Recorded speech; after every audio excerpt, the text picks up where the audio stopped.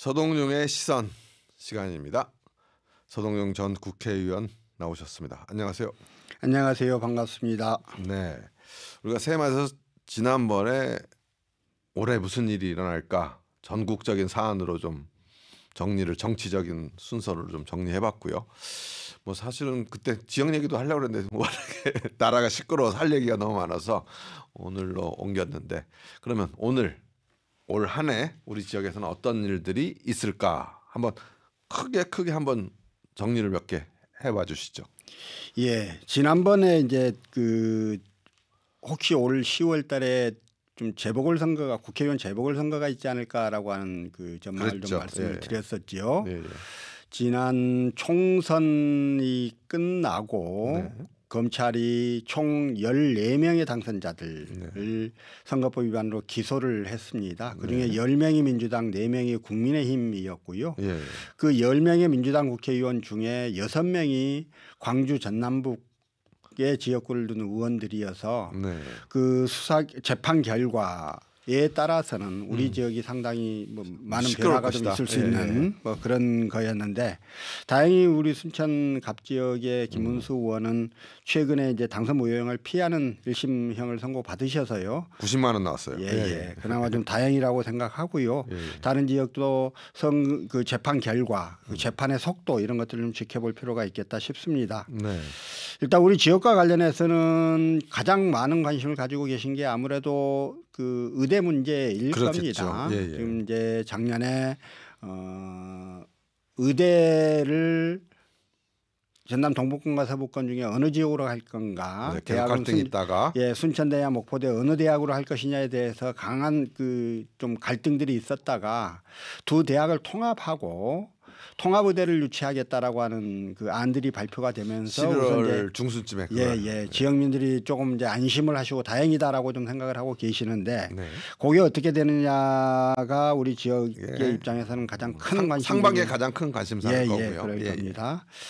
교육부가 작년 12월 13일 날 내년에 적용되는 학자금 지원 가능 대학하고 지원 제한 대학 명단을 발표를 했어요. 이게 최종 연말에 항상 발표하는 거죠. 확정 발표된 건데, 광양보건대가 학자금 지원 가능 대학 명단에서 빠졌습니다. 계속 빠지고 있는 거죠 지금. 그렇죠. 근데 이제 그동안 여러 가지 어려운 여건 속에서도 학교를 살리기 위한 노력들이 있어 왔었고 굉장히 좀 힘겹게 버텨오고 있는데, 이번에는 사실은 학자금 지원이 좀 가능하지 않을까라고 하는 기대를 좀 가지고 있었다가 이번마저 좀 빠져서 굉장히 많이 좀 실망하는 분위기가 있습니다. 이제 2025년이 광양보건대의 개교 후 가장 큰 존폐 논란에 휩싸이지 않을까라는 생각이어서요.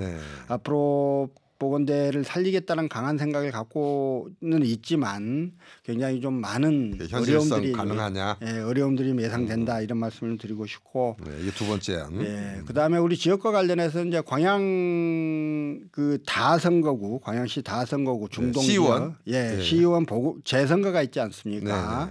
신용식 의원이 이제 당선 무효형이 확정이 돼서 재선거가 치러지는데, 당초 이제 민주당 후보 등록 신청에 4명이 신청을 했다가 그중에 1명이 자격 심사에서 보류되고 3명만 자격 심사를 통과해서 3명이 이제 경선을 붙을 거다 이렇게 예측을 했는데, 민주당에서 신청 기한을 연장을 해버렸어요. 그랬어요. 그렇게 해서 당초 보류됐던 한 분도 자격 심사에서 다시 살아났고, 연장한 기간 동안 2명이 추가로 신청을 한 바람에 총 6명의 후보가 됐습니다. 이 6명에 대한 많네요. 이 6명 후보를 두고 1차 경선이 이루어졌어요 이미.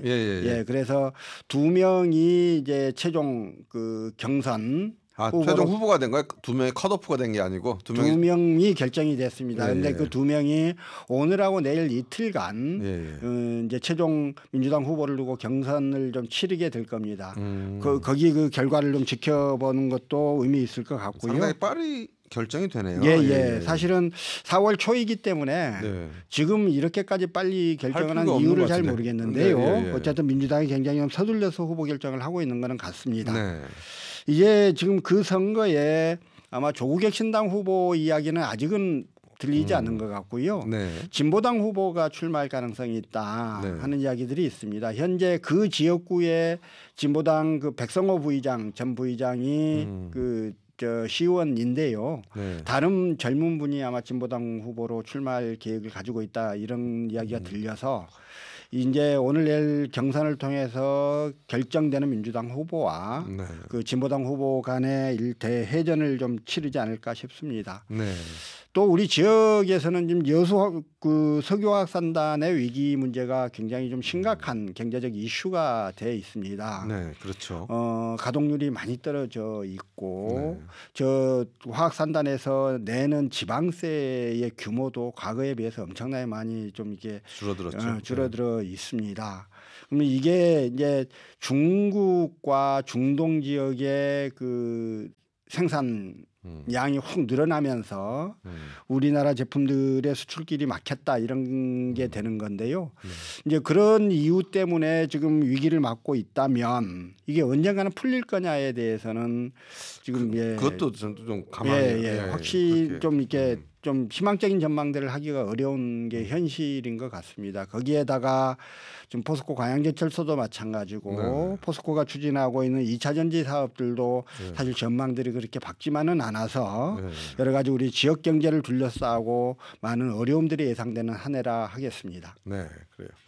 두 가지는 순천대 목포대 통합우대권, 두 번째는 광양보건대가 올해 존폐 위기에 가장 기로에 설 것이다라는 것. 세 번째는 4월에 있을 광양시 시의원 재선거 문제. 네 번째는 암울한 의미 예상되는 여수 석유화학사업단지 광양의 철강산업, 2차 전지 산업 이렇게 5가지 정도 짚어주셨는데 구체적으로 좀 얘기를 나눠보죠.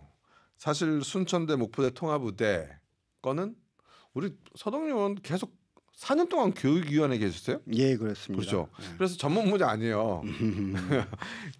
일단 작년에 통합우대로 이 둘이 신청한 거는 아까 처음에 좀 서머리 할 때는 좀 긍정적이었다라고 보셨는데 어떻게 보셨어요?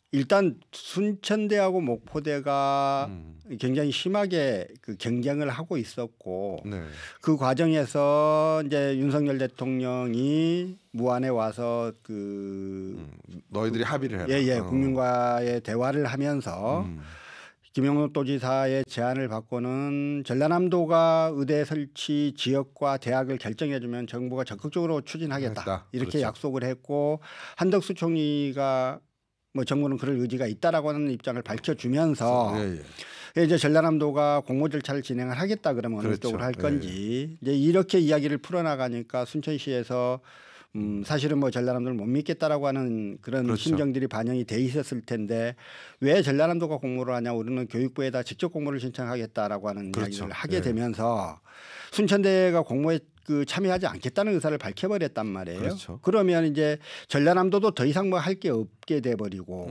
그런데 순천대가 이야기하는 공모 절차라고 하는 건 사실은 현재 계획돼 있는 게 없기 때문에 그 교육부에 직접 공모를 한다라고 하는 것도 사실 말이 잘 안 되는 거고 뭐 순천대를 빼고 목포대만을 상대로 해서 공모 절차를 진행하기도 굉장히 위험 부담이 있는 뭐 이런 상황이었습니다. 그래서 어떻게 풀어갈지를 난감한 상태였어요. 이런 상황에서 나온 좀 신박한 아이디어가 두 대학 통합 문제였지요. 그래서 목포대와 순천대를 통합하자. 그렇지 않아도 학령 인구가 계속 급속하게 줄어들고 있는 시점이기 때문에 우리 전라남도에 국립대학이 둘 있을 필요는 없는 거 아니냐. 이렇게 해서 대학을 통합시키는 거를 미래 과제로 삼고 그래서 의대를 통합의대를 추진하자라고 하는 아이디어가 나왔고 이 아이디어라면 이제 동서부 시민들이 다 수용할 수 있는 아니라고 해서 그대로 추진이 좀 됐던 것이지요.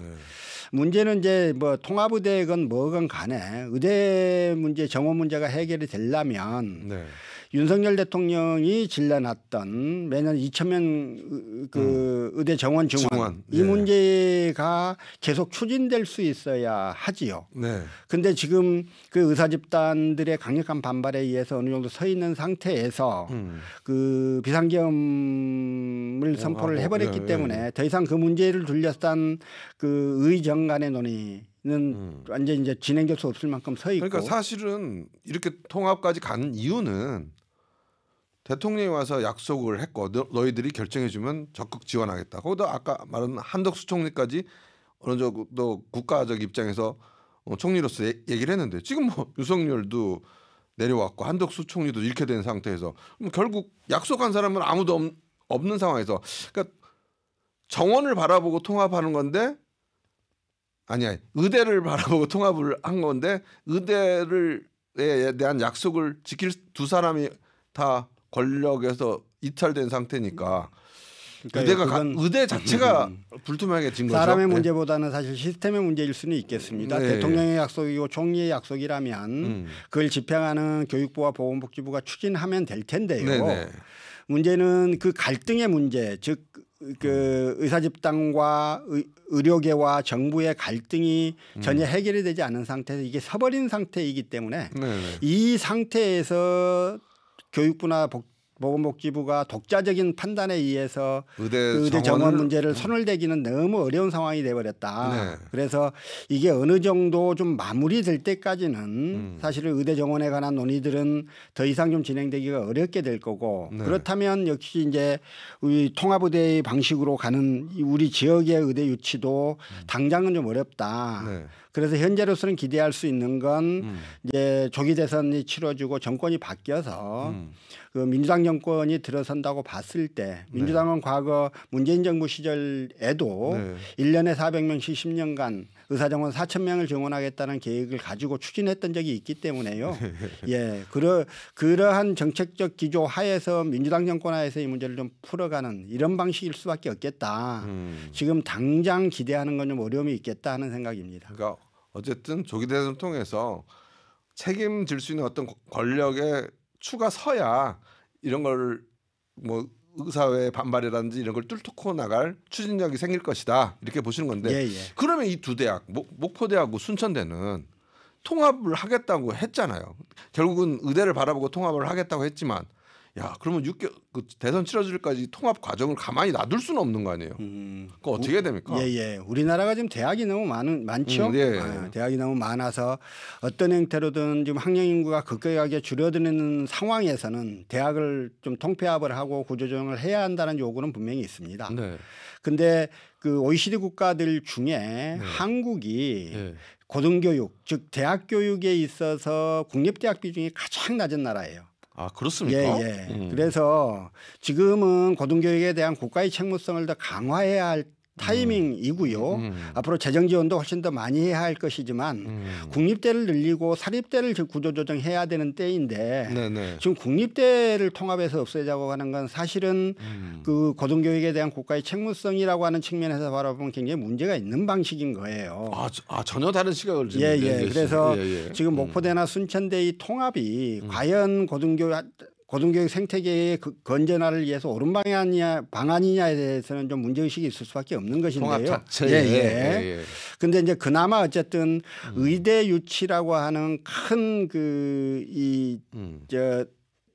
그거를 고리로 해서 대학 통합을 하겠다고 했으니 뭐 이제 시민들 입장에서는 학령 인구도 줄어드니까 그래도 뭐 통합하는 걸 그렇게 반대하지는 않겠다라는 정도의 생각들을 좀 가지고는 계셨던 거예요. 그런데 그래서 지영민 의견이 뭐 통합을 발표했을 때 부정적인 여론이 별로 안 나왔었어요. 근데 이제 그게 통합 의대 유치를 위한 방안으로 생각하니까 그랬던 거고요. 만약에 저 의대는 안 되는데 그럼 통합을 할래 안 할래라고 물으면 그건 또 어떤 다른 차원의 문제일 수는 있겠습니다. 다행히 이제 순천대하고 목포대가 이제 비슷한 규모의 그 종합대학인데요. 제가 예전에 듣기로는 다른 통합을 추진한 다른 대학에 비해서 순천대와 목포대는 서로 좀 이렇게 과나 이런 것들이 그렇게 많이 심하게 이렇게 중첩되지는 않는다고 해요. 그래서 통합을 추진하는 건 크게 문제는 없을 수는 있는데요. 근데 이제 통합을 하려면 지금 이제 법적인 그 정비들도 좀 해야 합니다. 우리나라는 지금 국립대학법이 없습니다. 뭐 그래서 고등교육법 개정안 고등교육법의 시행령 중에 하나가 국립대학 설치령이 있는데요. 네. 거기에 별표 1에 국립대학 설치령의 별표 1이 학교의 명칭, 소재지 및 과정이라고 하는 표가 하나 있습니다. 거기에 국립대학 명칭이 다 들어가 있는 겁니다.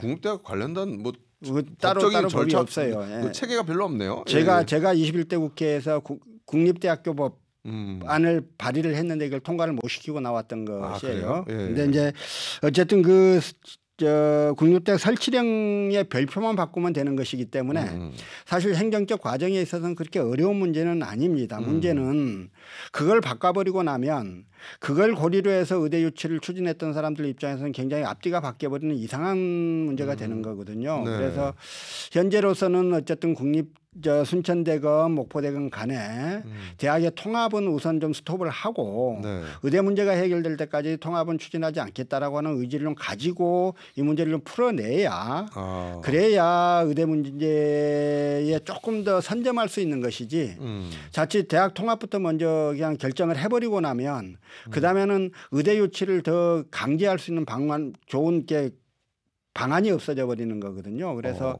그런 문제들은 아마 순천대 목포대 다 알고 계실 거라 좀 신중하게 접근을 좀 해나가야 되는 문제가 아닌가 싶습니다. 그럼 어쨌든 아까 조기 대선 돼서 정권이 어떤 새로운 기회를 좀 찾고 힘을 받을 때까지는 통합의 과정을 빨리 진행할 필요는 없다. 이렇게 보시는 거네요. 제 생각에는 당초 모두의 기대와 요구가 의대 유치가 필요하다니까 통합도 좋다. 뭐 이렇게 했던 건데 의대를 빼놓고 통합부터 갈 일은 아니다.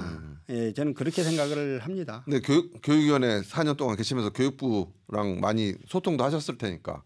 근데 아까 이제 국립대의 비율을 강화하고 그쪽으로 일극으로 하고 사립대를 좀 통합하는 방향으로 가야 된다. 큰 틀은 그렇게 보시는 건데, 근데 지금 교육부가 계속 국립대부터 통합하려고 하는 거는 사립대는 이게 개인 거잖아요. 그러니까 강제하기가 힘든데 국립대는 그래도 국가가 어떤 뭘 액션을 하고 푸시를 줄 게 많으니까 국립대부터 하는 거 아니에요? 근데 사립대도 할 수 있어요? 이거 이제 손쉬우니까 그거부터 하려고 하는 거예요. 손쉬우니까. 근데 사립대학도요. 사립대학 구조개선법이라고 하는 걸 만들어서 21대 국회 때 굉장히 많은 논의들을 했었습니다. 그래. 사립대학 구조개선. 그랬는데 결국 그것도 좀 통과를 못 시킨 상태에서 지금 21대 국회가 끝나서 사립대학 구조개선법 문제도 다시 좀 논의를 해야 되는 문제이지요. 그때 이제 사립대학 구조개선법과 관련 가장 큰 문제는 뭐냐면 사립대학을 처음 만들 때 설립자가 든 비용들이 있을 거예요. 그렇겠죠. 근데 그 사립대학의 지금 현재 재산, 처음에 설립자가 낸 돈은 사실 얼마 안 되죠. 그렇죠. 대부분 학생들이 낸 등록금, 그다음에 국가로부터 지원받은 돈 이런 거란 말입니다.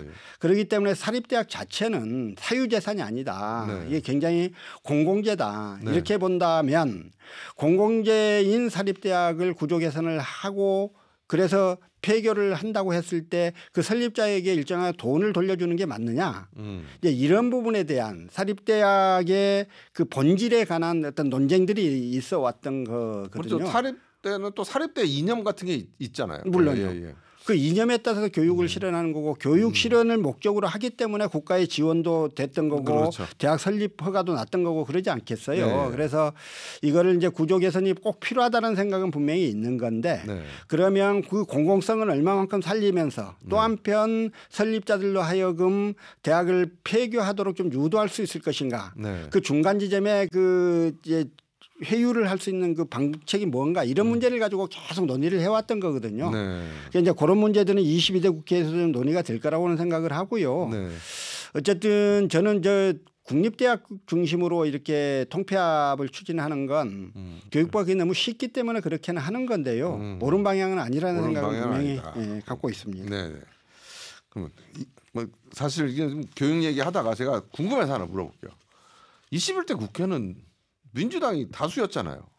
근데 왜 아까 말한 국립대학교법도 통과 못 시키고 사립대학 구조개선법도 통과 못 시키고 왜 그래? 우리 민주당 국회의원이셨는데. 오 많이 했어요. 그러니까 안 한 것만 놓고 보자면 그런데요. 예. 저희가 이제 사립대학의 공공성, 투명성을 보장하기 위한 사립대학교 관련 법을 굉장히 많이 통과를 시켰습니다. 그때 이제 국민의힘에서 막 거부하고 퇴장하고 하는 것들을 다 밀어붙이기도 하고 일부는 해서 사립대학교 투명성 굉장히 많이 늘어났어요. 그래서 이제 그런 부분도 일정 부분 한 거고 이 사립대학 구조개선법 문제는 아까 말씀드렸던 대로 대학의 공공성이라고 하는 대학은 공공재라고 하는 그 본질과 그다음에 어쨌든 이게 설립자가 운영자가 그 폐교를 추진해 줘야 이게 구조조정이 가능하다라고 하는 이 현실 속에서 이 양자를 다 살릴 수 있는 방안이 무엇인가 큰 가치가 충돌하는 거네요. 그런 거예요. 예. 그래서 그 문제를 가지고 제가 교육부 담당 실장하고 차관하고 수차례 논의를 했었고요. 그 방법을 거의 접근을 해서 찾아놨는데 제가 이제 국회의원이 안 돼서 못 하게 됐어요. 알겠습니다. 슬픈 얘기로 넘어가네. 예. 아무튼 요거는 그러면 좀 앞으로 지켜보면서 또 순천대 목포대가 어떤 아직 뭐 구체적인 것들이 나오지는 않았으니까 좀 나오면 또 더 이어가도록 하고요. 오늘 교육 얘기만 하다 끝날 것 같긴 한데 아까 주제가 너무 많긴 했어요. 광양보건대는 그러면 이제 사실 작년 재작년에 지역민들이 광양보건대를 살리겠다고 많은 노력들을 했음에도 불구하고 어쨌든 이번에 또 탈락된 거 아니에요? 그 학자금 지원 대출이. 그럼 이거를 이제 더 이상 추진할 힘이 있습니까 지역에? 작년에 그 국립대학 한 군데하고요.